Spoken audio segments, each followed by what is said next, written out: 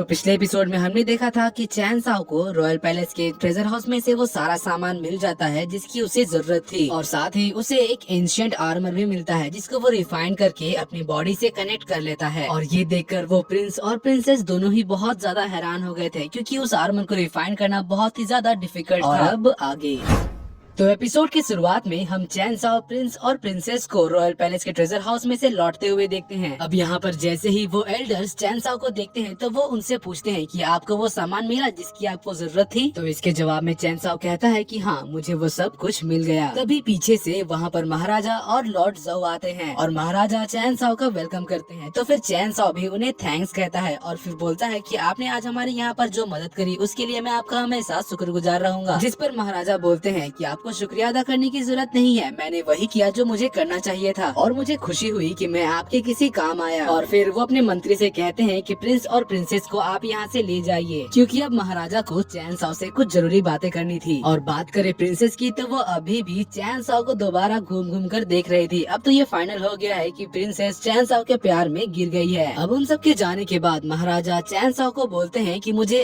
आपसे एक मदद चाहिए। तो चैन साओ बोलता है कि आपको इतनी हिचकिचाने की जरूरत नहीं है, आप बोलिए आपको क्या मदद चाहिए। तो महाराजा अब लॉर्ड ज़ोउ को आगे बोलने के लिए बोलते हैं। अब यहाँ पर लॉर्ड ज़ोउ चैन साओ को बताता है कि रॉयल फैमिली के ओल्ड सिस्टर अभी बहुत ही ज्यादा बीमार हो गए हैं और उनकी बीमारी दिन ब दिन बढ़ती जा रही है। और परेशानी की बात तो ये है कि महाराजा को अब तक ऐसा कोई नहीं मिला है जो कि उनकी बीमारी को ठीक कर सके। यहाँ तक कि मेरे से भी वो बीमारी का इलाज नहीं हो पाया। जिस पर चैन साओ कहता है कि हाँ, मुझे लगा था कि कुछ ऐसी ही बात होगी, तो चलिए अब आप मुझे उनके पास लेकर चलिए जिनका मुझे इलाज करना है। जिसके बाद वो सभी ओल्ड सिस्टर के कमरे की तरफ जाने लगते हैं। रास्ते में चैन साओ को एक बहुत बड़ा सा फॉर्मेशन दिखता है तो वो एक झलक में ही देखकर पहचान जाता है कि ये तो एक 7th ऑब्सिडियन कल्टीवेटिंग फॉर्मेशन है और मैं ये देख सकता हूँ कि ये फॉर्मेशन ट्रू की एनर्जी को एब्जॉर्ब कर रहा है। तो फिर अब महाराजा भी उस फॉर्मेशन के बारे में बताने लगते हैं। वो कहते हैं कि इस फॉर्मेशन को बनाने के लिए हमारे रॉयल पैलेस के टॉप कल्टीवेटर्स ने अपनी पूरी मेहनत से इस फॉर्मेशन को इसलिए बनाया है ताकि कभी भी अगर हमारे इंपीरियल सिटी में किसी को भी की एनर्जी की जरूरत पड़े तो उसे हम यहाँ से सप्लाई कर सकते हैं। जिसके बाद वो सभी ओल्ड एंसेस्टर के कमरे में पहुंचते हैं। यहाँ पर ओल्ड एंसेस्टर की हालत बहुत ज्यादा खराब हो गई थी और वो लेट गए थे। तो महाराजा बोलते हैं कि अभी हम यहाँ पर आधे घंटे पहले ही तो आए थे, तब इनकी हालत इतनी ज्यादा खराब नहीं थी, लेकिन अब तो देखो आधे घंटे के बाद इनकी हालत बहुत ज्यादा खराब हो गई है। जिसका साफ मतलब तो यही हुआ कि इनकी बीमारी अब बहुत ही तेजी से बढ़ रही है। और फिर वो चैन साओ से पूछता है कि आखिर ये कैसे हो सकता है। तो फिर अब चैन साओ उस कमरे को थोड़ा सा ऑब्जर्व करता है तो उसे पता चलता है कि इस कमरे में नेगेटिव एनर्जी भरी पड़ी है, जिस वजह से डेथ ऑरा की फॉर्मेशन हो गई है। और क्योंकि अब ओल्ड एंसेस्टर सारी उम्मीद छोड़ चुके हैं और वो ये सोच रहे हैं कि अब 10 दिन के बाद वो मरने वाले हैं, इसलिए ये बीमारी उनकी और भी ज्यादा बढ़ती जा रही है। तो ये सुनकर महाराजा अब बहुत ज्यादा डर जाते हैं और फिर वो चैन साओ से मदद के लिए रिक्वेस्ट करने लगते हैं। अब चैन साओ को यहाँ पर देखकर ओल्ड एंसेस्टर राजा से पूछने लगते हैं कि आखिर ये लड़का कौन है। तो इसके जवाब में महाराजा बताते हैं कि यही तो है वो चेंगडी पेविलियन के मास्टर जिनके बारे में हम आपको बता रहे थे, और ये पिल्स और रिफाइनिंग के मास्टर हैं और इनका नाम चैन साओ है। तो अब ये सुनकर ओल्ड एंसेस्टर बहुत ही ज्यादा हैरान हो जाते हैं और फिर वो महाराजा को बोलता है कि क्या तुम मुझे ये बता रहे हो कि ये लड़का, इतना यंग लड़का, एक चेंगडी पेविलियन का मास्टर है? तुम्हारा दिमाग तो सही जगह पर है ना? क्या तुम ये देख नहीं सकते कि ये लड़का कितना ज्यादा यंग है? आखिर ये पिल्स में मास्टर कैसे हो सकता है? मुझे तो लगता है कि ये हमारे दुश्मन देश का कोई जासूस है जो कि यहाँ पर हमारी बर्बादी के लिए आया है। अब यहाँ पर चैन साओ ओल्ड एंसेस्टर से कहता है कि 20 साल पहले कल्टीवेशन में आपका एक फ्लो आया था और तब से आपके बॉडी में सारी एनर्जी डिप्लीट हो रही है और लगातार एनर्जी के जाने की वजह से आपका शरीर कमजोर होता जा रहा है। तो ये सुनकर ओल्ड एंसेस्टर बोलते हैं कि आखिर तुम्हें ये सब कुछ कैसे पता? यहाँ पर चैन साओ उनकी इस बात का जवाब ना देकर उनकी बीमारी के बारे में बताने लगता है। वो कहता है कि आपकी एसेंस वीक होने का एक ही रीजन है, क्योंकि 20 साल पहले आपकी ची हाई डैमेज हो गई थी तो आपके बॉडी के ब्लड लाइन को भी स्टेबल करने के लिए कोई चीज नहीं था। और उस टाइम आपकी cultivation level martial king level 7 पर थी और बिना स्टेबल ब्लड लाइन के